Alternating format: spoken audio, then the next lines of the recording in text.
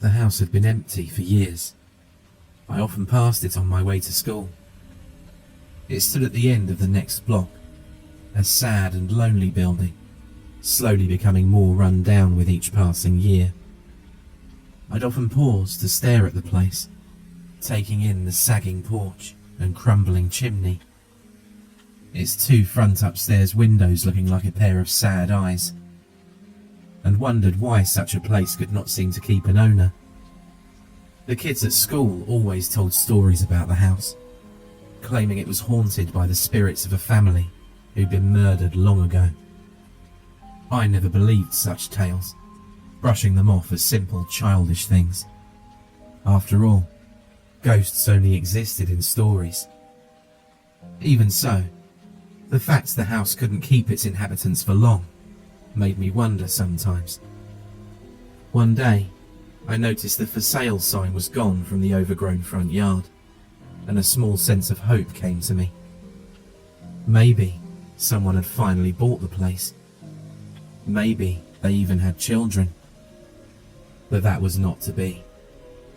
When I returned home, I heard my parents talking about the place, and the news of the old home's fate brought me a sense of despair. Looks like the town council finally decided on what to do with the old place, I heard my father say. Seems they're going to tear it down. It's for the best, I heard my mother say.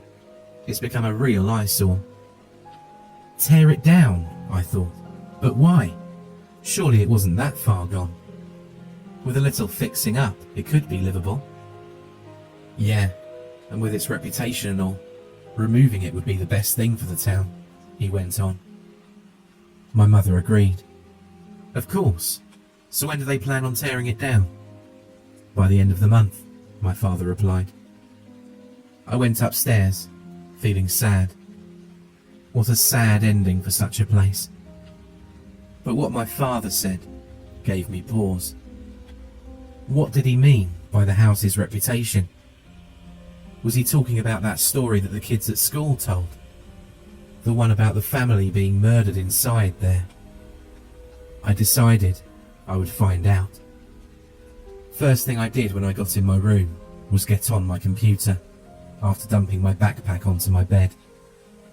Then I searched the address of the old house. I hoped I would find something, anything about the place. News articles, or even urban legends. Now, I wish I hadn't. The first website that came up linked to an old news story. I read through the article, beginning to feel sick the further I went. It seemed a family by the name of Monroe had lived in the house in the 40s. A mother named Bernice, a father named James, and two girls named Lisa and Valerie. They'd been a good family, loved by their neighbours and having no enemies to think of. This is what made their fates harder to accept.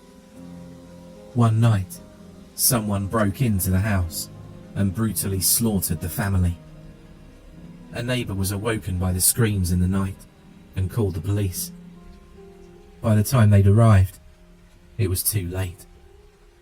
They'd found the family in the dining room, looking as if they'd sat down to have dinner, but there was nothing normal about this scene. The bodies were covered in blood from multiple lacerations, and their eyes had been gouged out. The article said the family looked as though they'd been propped up after death. What made it even more upsetting was the fact that all four of them were missing their hearts, which had been brutally torn out of their chests after hours of torture. The hearts had been laying on plates in front of the bodies. An autopsy turned up nothing, and the cause of death was believed to be due to the removal of their hearts, which had still been beating at the time. After a thorough investigation, the police didn't find a single clue, except for a small charm bracelet laying by the garbage can in the kitchen. It was silver, with little letters attached that read, Nancy. At first, the police thought it belonged to the mother, but the woman's sister confirmed she owned no such jewellery, nor did they know anyone by the name of Nancy. I continued my search until I grew sick and had to exit. I rushed to the bathroom to throw up before returning to finish reading. Not much else was there, except for one last thing. They never found the killer. A bit more information I gathered involved the fate of the house after the investigation had ended. It was placed on the market, but it could never keep an owner for long. Families would move out only weeks after moving in. Some claimed it was due to being unable to keep up with the payments, but others claimed things had happened. Strange things. Haunting things. One family told of hearing the sound of hearts beating in the middle of the night. A loud sound that would speed up and then slowly begin to stop. Others claimed to hear the sounds of children in the house, running through the halls and down the stairs, giggling and whispering. The house hadn't seen any new owners since then. It had been empty for nearly 20 years. I turned from the computer and looked out of my bedroom window. In the distance, I could just make out the chimney of the house, a shadowy rectangle in the late afternoon sunlight. I thought about what I'd read and began to contemplate it all. So there was some fact to the stories about the house I'd heard at school, but they were far worse than I realised. But something made me wonder. Why did it happen? What was the cause? The police never discovered a motive behind the brutal killings. Had it really just been random? An idea began to form in my mind. I don't know why I thought of it, but I wish I hadn't. The answer had to be in the house somewhere. It just had to. Later, after my parents had gone to bed, I slipped out of my room and down the hall, tiptoed down the stairs and out of the house. I ran down the street to the old house. In the moonlight, it seemed to have gained a sinister air. When I looked at the windows, they seemed to be eyes watching me. I quickly ducked my head and rushed to the front door. It was locked, and the back door proved to be as well. I nearly gave up when I realised that one of the basement windows was broken. I knelt down and paused a moment, concluding I could just fit through. I slid inside and landed in the basement. It was pitch dark, so I took out the flashlight I brought with me and turned it on, panning it around in the darkness. I nearly jumped out of my skin when it stopped on an old dressmaker's dummy, then chuckled to myself and tried to shrug off the feeling it gave me. It was just a house, I told myself. Ghosts aren't real. But my mind kept reminding me about the stories I'd read online about the place. Were they true? Don't be silly. Those people were probably just making things up to get out of paying the rent, I told myself, and moved on. I climbed the stairs, the planks creaking under my feet as I ascended. Once I was on the first floor, I slipped into the hallway and made my way through the dirty, cobwebbed room. Looking around and hoping my imagination wouldn't get the best of me, I heard nothing but the sound of my own footsteps on the hardwood floor. I paused at every doorway, looking into them one by one. The living room, the dining room, the kitchen, all were empty. Wait. Something glinted in the moonlight on the kitchen counter by the sink. Curious, I entered the room and walked over to get a better look. I reached out with my free hand and picked the item up, examining it. A bracelet, silver, with 5 charms dangling from the braided chain, spelling Nancy. Wait, what? How was this thing in the house when... A creaking sound interrupted my thoughts, and I froze, listening. There it was again. It sounded like it was coming from the kitchen, My heart began to race, the sound beginning to pound in my ears. Someone was in the house. I looked around quickly, hoping to find some kind of hiding place. There was nothing except the space under the sink. I yanked open the doors and squeezed inside, pulling the doors shut behind me. Just as the door shut, the footsteps stopped. I held my breath, praying with all my might that whoever it was would just go away. But I heard nothing and waited, forcing myself to. Click. What was that? Click. Click. It sounded like fingernails.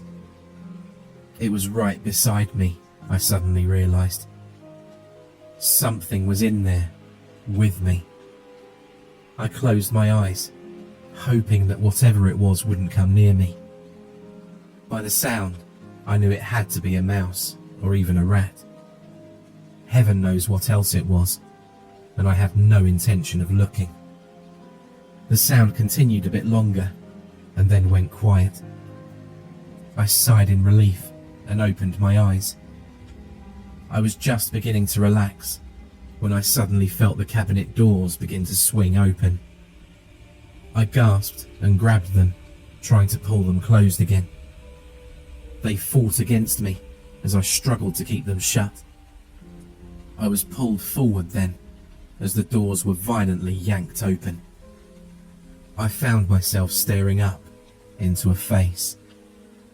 It was pale in the moonlight, thin and heart-shaped. Long, dirty, stringy blonde hair hung down from its scalp. But that wasn't what I paid attention to. It was the eyes, or should I say, eye sockets. They were black, blank spaces where the eyes should have been. Hollow and dripping blood in long, thick streaks down the pale cheeks and to the chin, where it was dripping in a slow rhythm. The eyeless face smiled at me, yellow teeth pulled back tightly over thin lips. I stared in horror for I don't know how long, before the spell was broken by that clicking sound. It was loud and getting louder, coming from inside the cabinet where I was hiding. I suddenly felt something grab my ankle and turned my head away from that awful face, only to find myself staring into another one. Smaller, but a mirror of the one in front of me. It was that of a child, pale and eyeless like the other thing. It smiled at me from inside and began to giggle, a sinister sound that made my blood run cold. It began to pull me back into the cabinet. I panicked, struggling against it and kicking at its pale, bony hands until it let me go. I scrambled to my feet, only to run back into the larger creature, which reached out at me with long, bony hands. I wasn't thinking and reached out, shoving at the thing with all my might. I fell through it, slamming hard into the wall by the doorway. I slumped there for a moment, dazed, until a cold hand rested on my shoulder. I screamed then, turning around and striking out again. My hand went through the figure as if it was made of air, and I watched in horror as it rematerialized in front of me, still smiling that awful smile. I bolted, rushing towards the doorway.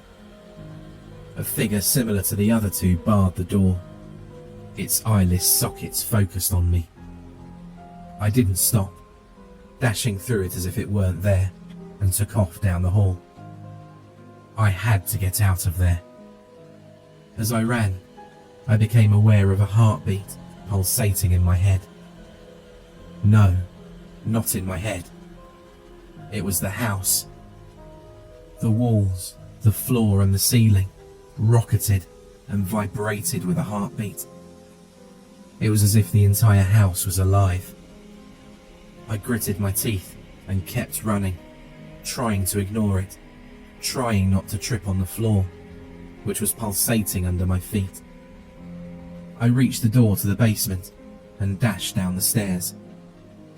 I used my flashlight, which I hadn't realised I was still holding, to light my way. The sound of my feet pounding down the stairs was drowned out by the horrible beating of a heart, echoing through the house, even through my body. I rushed to the window, climbed out, and ran home. I never looked back. Later, the month came to an end, and the house still stands. Its sad window eyes still staring blankly into space. The workmen who'd been hired to tear it down hadn't done so yet, but wouldn't give a reason for it. I'd seen them go into the house and leave not too long afterwards, driving quickly down the street as if they were being chased by something. No one ever returned to finish the job, and I guess the town council figured it was a waste of money to bother. I'd also been avoiding the house myself since my foolish adventure, and I'd only worked up the courage 2 weeks after the incident with the workmen. I now stood outside the house, my feet planted firmly on the sidewall as I stared at its empty windows in silence. The place didn't seem so sinister during the day, just sad, like always. Maybe it knew something I didn't. I turned away from it. Yes, it did. If those walls could speak, it could tell me everything that had happened there. Why the brutal murders had happened so long ago, and who was responsible. I came to the conclusion that those things I'd seen in there weren't actually monsters. They'd been the spirits of the family that was murdered. Maybe they hadn't been trying to hurt me when I'd gone in there. Maybe. I started to head home when I stopped, noticing a glint of something on the grass.